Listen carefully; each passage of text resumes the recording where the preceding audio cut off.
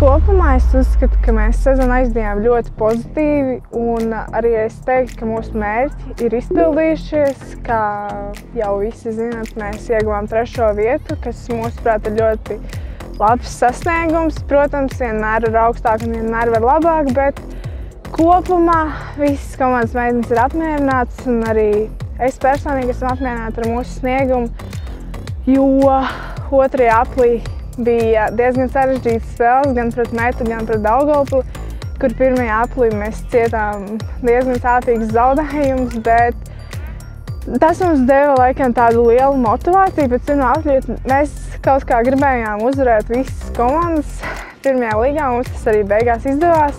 Uzvarējām gan Metu, gan Daugavpili, un mums pietrūka pavisam nedaudz līdz 2. vietai, tā kā es uzskatu, ka mums ir arī tas progress, jo pagājušajā gadā mēs bijām 4. vietā un gājām uz priekšu, un arī ar smagu darbu viss atmaksājās, kā arī liela motivācija deva mūsu līdzjutēji, ģimenes, draugi, un tas bija mūsu dzinums uz priekšu, kāpēc mēs vispār visu to darījām, kas mums ļoti patīk, un mēs esam gandarīti ar šo sezonu, un paldies visiem, kas mūs atbalstīja.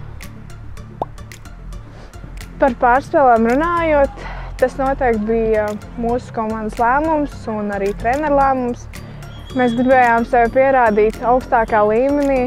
Diemžēl tas neizdevās, bet skatītāji un līdzekļi, kas bija uz mūsu abām spēlēm, gan Jelgavā, gan Ķekavā, redzēja jau, ka bija patiesībā ļoti tuvu, bet mums vienkārši pietrūka veiksmes un varbūt vēl kaut kas, bet principā 1. spēlē 1-0, tas ir ļoti labs rezultāts, un arī mums bija ļoti daudz momentu un ļoti daudz iespēju, bet kā sanāca, tā sanāca, bet droši vien mērķis bija tikt augstāk un pierādīt sevi kaut kur daudz labāk, un arī mēs šobrīd to uzskatām kā ļoti labu pieredzi uzspēlēt pret augstāku komandu, un paldies Aldai par šo iespēju spēlēt pārspēles, un arī mēs kopumā esam ļoti priecīgi, ka ļoti laba pieredze gan jaunajām meitenēm, gan mums visiem.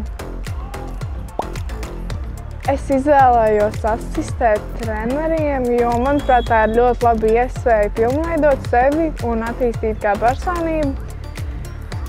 Šis piedāvājums, ja godīgi, es īsti pat vairs neatceros, bet tas bija pirms vairāk kā gada, ka mana draudzene arī asistēja, un es vienkārši piekritu, jo, manuprāt, tas bija ļoti labs piedāvājums arī vienkārši sevi attīstīt, un es varēju apvienot ar visu, un tāpēc esmu gandarīta, ka es varu palīdzēt iemācīt mazajiem bērniem kaut ko jaunu un vienkārši pavadīt laiku. Varbūt citiem futbols nav tas svarīgākais šajā visā, bet gan kopumā pavadīt labi laiku un atnākt uz treniņu. Sākumā es asistēju arī mazajām meitenēm, un tagad pārsvarā tikai mazajiem zēniem, bet es teiktu, ka vieglāk noteikti ir puiši, jo viņiem tas azarts pret futbolu ir daudz lielāks. Viņiem ir daudz lielāka interese, viņi vairāk pievērš treniņiem un futbolam, viņiem vairāk interesē tās nianses, kā labāk pieņemt un tā.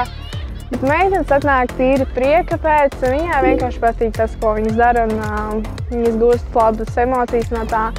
Bet es uzskatu, ka tomēr vieglāk un labāk ir trenēt puišus, jo viņi nākotnē tomēr lielāka iespēja, ka viņi gribēs kaut ko sasniegt ar futbolu. Jā, es noteikti aicinātu visas meitenes nākt un pievienoties mūsu komandai, jo, manuprāt, tā ir lieliska iespēja attīstīt savu personību un iegūt daudz pozitīvas emocijas. Kā jau es minēju, 3. vieta tas ir ļoti labs un pozitīvs sasniegums. Mums arī pēc tam ir apbalvošana, kas, manuprāt, ir lielisks emocijas, un tas ir tas, ko tu nekad dzīvē iespējams nekad neaizmirsīsi. Un es domāju, ka jums noteikti ir jānāk, jo var iegūt. Futbols nav tikai arī emocijas, kas ir, manuprāt, galvenais, bet var attīstīties ļoti labi kā personība, var iegūt daudz jaunas draugus, noteikti var pilnveidot savu disciplīnu. Tas ir arī paldies mums trenerim, jo Bez viņa noteikti mēs būtu slinks. Mēs jau varbūt esam, bet kopumā viss ir pateicoties mūsu trenerim un mūsu gribas spēkam, un tas ir arī lielākā atslēga visam šim.